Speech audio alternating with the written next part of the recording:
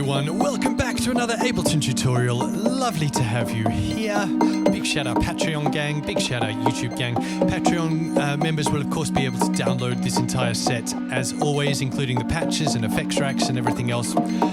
So what are we looking at today? Well, this is another one in the series that I'm making, sort of deconstructing tracks from my album, looking at the ideas behind them and making them available for you to explore in your own ways. I love this idea that people can engage with the music that I'm doing, not only as a listener, but you can also engage as a maker. So this is another one in that series. This is a track from my album. The album is called Non-Determinative Outcomes. This is a track called Incomplete Hamiltonian Cycle, a bit of a mouthful of a title, but we're going to look at where that name comes from today and the ideas behind it. I'm going to show you how to turn this strange looking chart into the kind of music that you can hear going on now.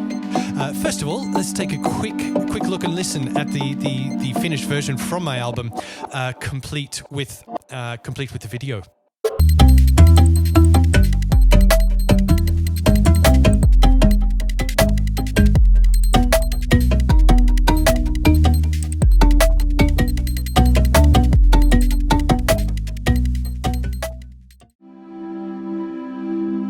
So as you can hear, the main idea behind this piece is this chord progression here. It's bending around, it's just kind of wavering between chords, like one note changing at a time, doing these kind of wafty things. So I want to look at how I came up with this chord progression, how you can come up with chord progressions like this yourself, even if you have no musical theory knowledge. And yeah, how you can apply that to your own making. So I'm going to press stop on that. I'm going to bring in a piano sound so that I can talk through a little bit of stuff. I'm going to go to instruments, just going to search piano. That will do. Bring that in over here. Turn this on. And we have some, it's a bit of a wonky piano sound, but it's a piano sound. It's enough for me able to talk through this idea today. So we're going to look at this chart here. If you want to skip all of the stuff about what's going on this chart and you want to jump straight to how to use it in your own making, the time codes are in the description below.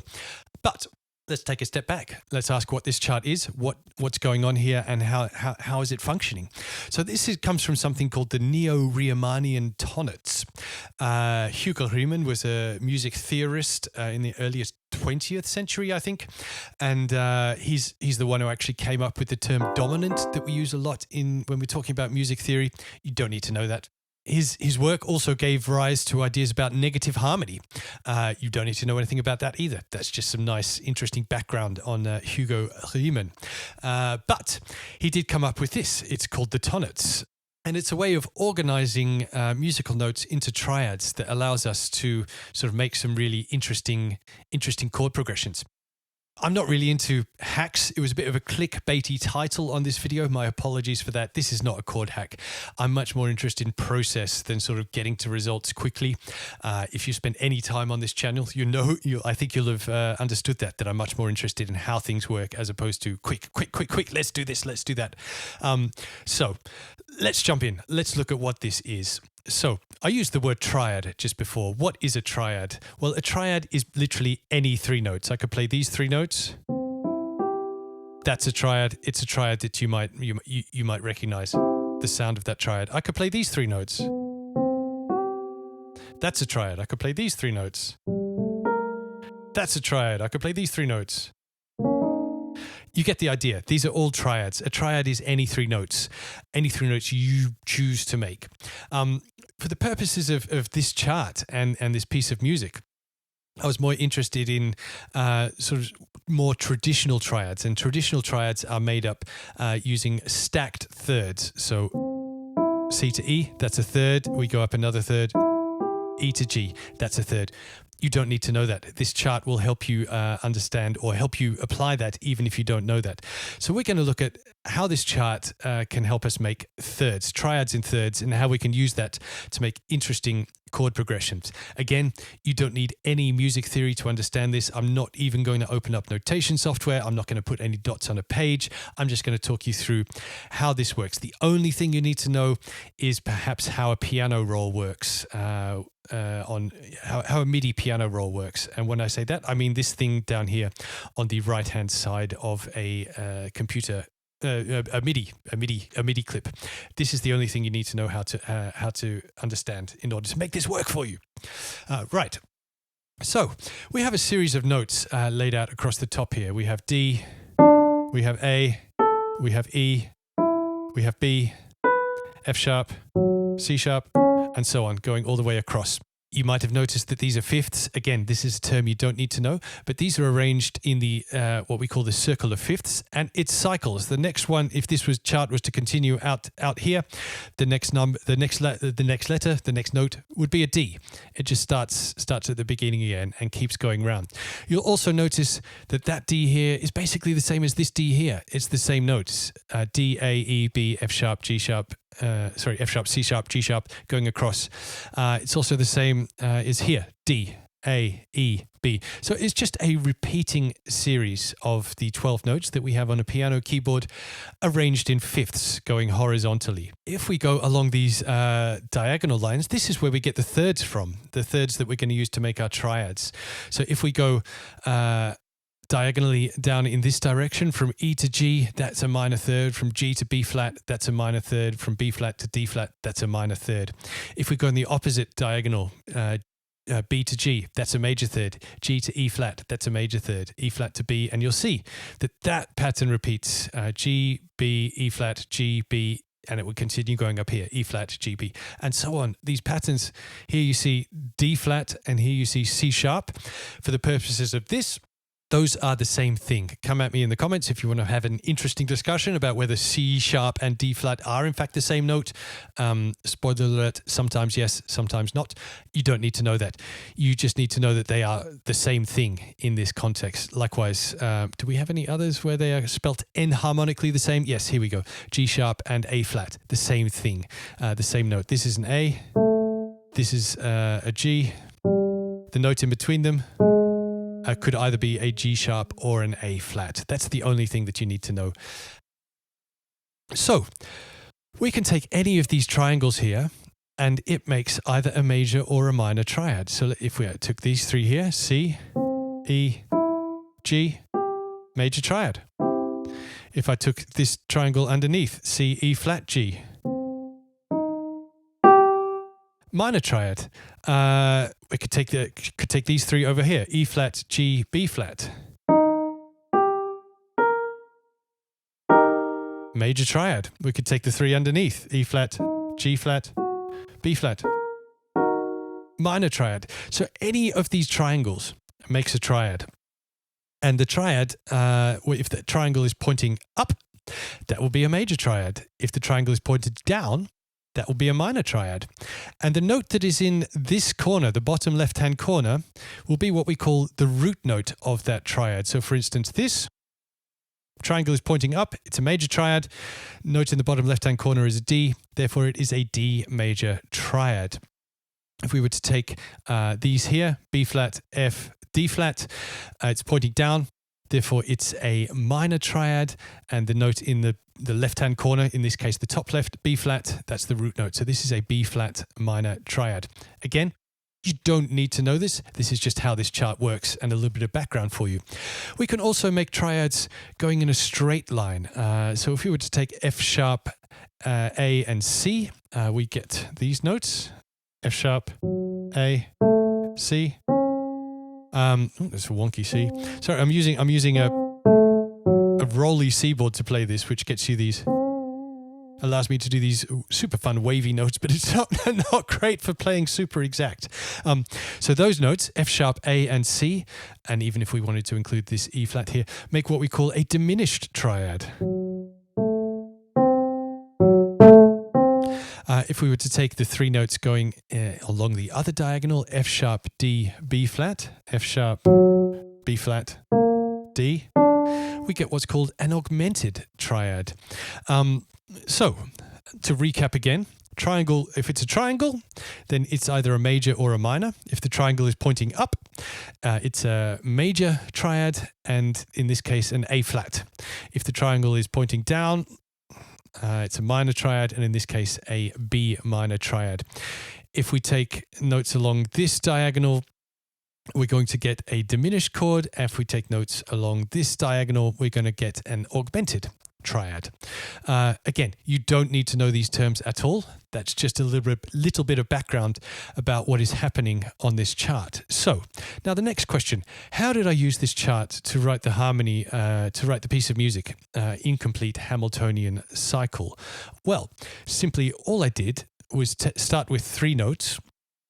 So let's take these three notes, C, E, and G. I'm going to come over here into my, there's already a clip there. Let's delete that. I'm going to come in here, open up the piano roll. I'm going to turn this back to auto, so you're not going to hear my wonky rolly C-board piano playing. Let's program in those notes. C, E, G. Let's make this an 8-bar clip, and I'm going to make that last for a whole bar. Now, all I did to write this chord progression for this piece of music was simply keep two of those notes the same, change one of them, and make sure that the one that I changed either resulted in a triangle or a straight line of connected notes. That's it. So here I just started with the C, the E, and the G. In this case, let's change the G. So in order to change the G, I can either choose an A flat up here, that would give me a straight line. A flat down here, that would also give me a straight line, or I can change it to an A over here. That gives me a triangle with the C, the E, and the G. So in this case, let's change it to an A. So I'm going to come over here, I'm going to duplicate that, and I'm going to take the G, and I'm going to make it an A. So now I have these three notes here. So now I pick another one of these notes. In this case, let's take the A, and I need to now create either a straight line or a triangle that connects with the C and the E. So I'm going to make that an A flat. So I'm going to come in here. I'm going to duplicate that, and I'm going to make that an A flat. Now I'm going to come back here. So I have these three. Let's change the E. So I need to make a triangle. So then the E should change to an F. That's pretty simple. Let's come back here, duplicate those, change the E to an F. So I now have C, F, and A flat. Yeah, these G sharp, A flat, same thing in here. So now let's change one of these. Let's again change the C. We didn't change the C. Let's change the C. Let's change that C. And I want to make a triangle. We need the F and the A flat. So let's change that C to a D flat. So let's duplicate all of those. And let's change that to there. Let's have a listen. What does that sound like?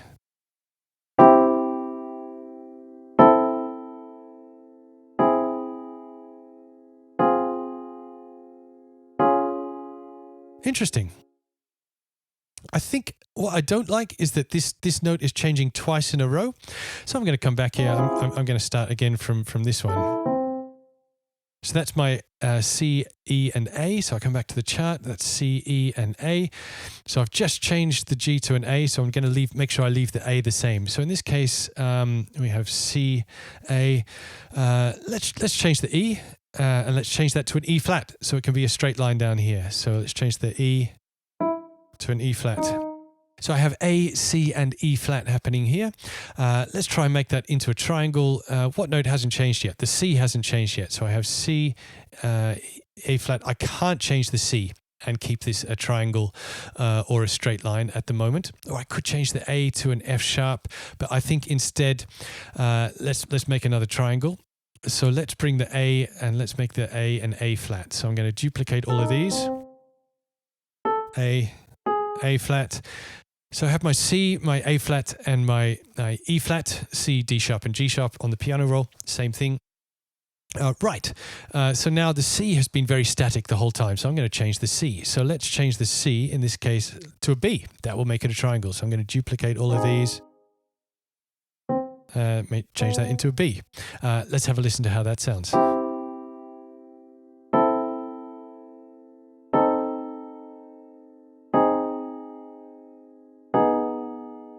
That's it. Super interesting. I really like the way that sounds. I'm just going to add another 3 in here. So what have I got?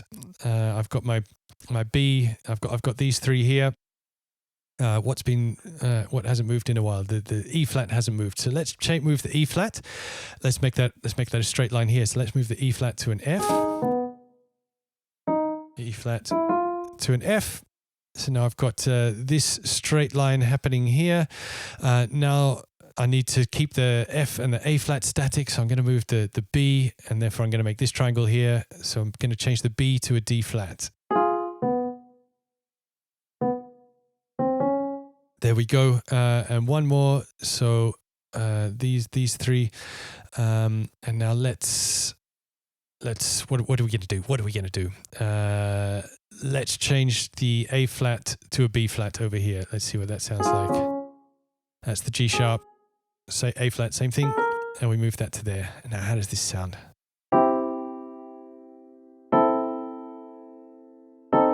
And I really like the way these chords sort of slowly move. Like there's no sense of, it doesn't feel like a familiar chord progression. It doesn't feel like something we've experienced before. So what I'm going to do now is I'm going to delete that piano, and I'm going to bring in do a little bit of sound designy stuff. That's it. That's it for how this works. The title of the track, Incomplete Hamiltonian Cycle, came from an attempt to try and use every triad possible, every 3-note combination possible on this without repeating. So to try and use F, C, and A, and then A, C, and E flat, and then C, E flat, and G, and try and find a way to use all of the possible 3-note combinations on this chart without repeating any of them. I couldn't do that. I couldn't figure out a way to do that. Hence, it's an incomplete Hamiltonian cycle. But that's everything you need to know about this chart and about how I used that for this piece of music. So now I'm going to do a little bit of sound designy stuff. We're going to show you one really nice thing that we can do in Ableton 12. Sorry, Ableton 11 users. Going to bring in a wavetable. It's an MPE enabled instrument. And I want to use the MPE capabilities. Okay, let's change the sound a little bit here. Yeah, just so it's a bit more blending in. Let's use triangle wave. This is nice. Let's bring in oscillator 2 down a little bit, and a little bit of detune. That's quite nice. Just that little bit of binaural pulsing happening in the background. Let's add a little bit of unison here. Let's use some noise unison. Super nice. Now, if I open up this MIDI here, I can select all of these notes. Let's turn that off, otherwise we're going to get some chaos. Select all of these notes. And over here in the transform options on the clip settings, gives us some really cool stuff we can use. In this case, I'm going to use the drop-down menu. You can see it's already selected. Glissando, which is an MPE-enabled transformation tool. And now, when I drag this across, let's open up the MPE envelopes. And you can see that as I'm moving this, these diagonal lines are appearing. And this is a glissando. You can hear it glissandoing all the notes that are changing. So let's find a nice... That's a nice midpoint, I think. Super nice.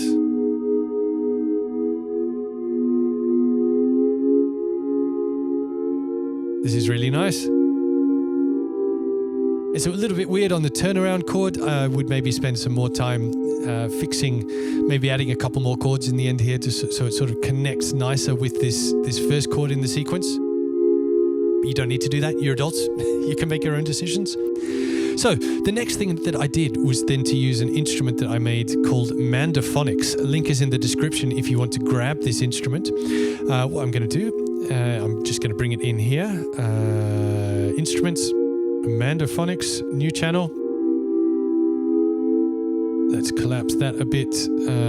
I'm going to turn that expression control off for now. Sometimes it bugs out a little bit. Just if you're using this instrument and it's bugging out, this is the problem. Expression control. Haven't managed to figure out why. I'm going to drag that chord progression over the top. And this is quite a plucky instrument. It creates a nice contrast with these pads. So I'm going to bring in a MIDI effect, an arpeggiator. Let's start these from the same point.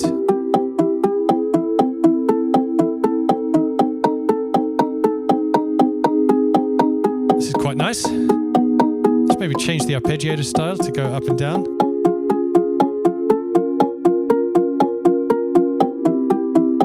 Nice. So I like that these sort of percussive clicks are now kind of following this wavetable. This is a nice instrument. Got all sorts of presets on here. Again, link in the description if you want to grab this instrument. It's available as part of this project for Patreon members. That's the end of the advertisement. Let's do some velocity stuff on this, so it has a bit more movement in it. So I'm going to bring in a velocity plugin in here. I'm going to set this to output 0, 0. I'm going to group that, select it, Command G, right click, map to macro 1. Same for the output, map to macro 1. So now this is now my velocity that's being sent to the instrument. I'm going to use a shaper. A shaper is an audio effect, so it means it needs to come after the instrument. So let's collapse that. Let's bring a shaper in.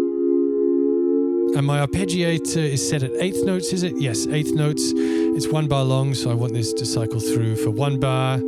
I want this to be changing every eighth note. I'm just going to draw in a pattern. Let's do kind of a 3-3-2 clave, something like that. Maybe a bit down here. Okay, so like that. That can even probably just go like that. Yep, and like that. This needs to be like that. Not so low, otherwise we're not going to hear it. Going to change this to be 100% one direction. Map that to this.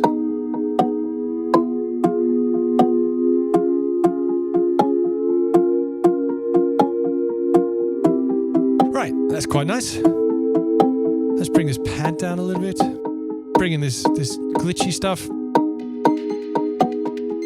Let's add an effect to the Madonphonics. I'm going to use this 4-tap granular delay thing that I made. Again, link in description if you want to watch the tutorial on how to make that.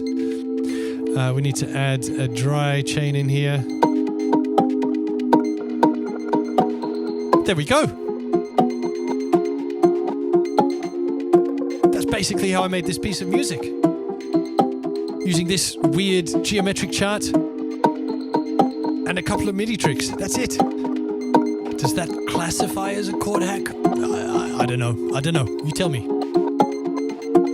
Hope you have fun exploring this neo-Riemannian Tonnetz yourself. Drop us a comment if you'd be interested in me doing sort of more kind of like touching on theory-based stuff in some of these tutorials. Mostly what I focus on is kind of, modular techniques and IDM glitchy, weird, explorative MIDI patches and stuff. But if you'd be interested in me exploring more stuff like this on the channel, do let me know. That would be cool to dive into with all of you guys as well. I look forward to hearing anything that you've made using this. We'll see you next time.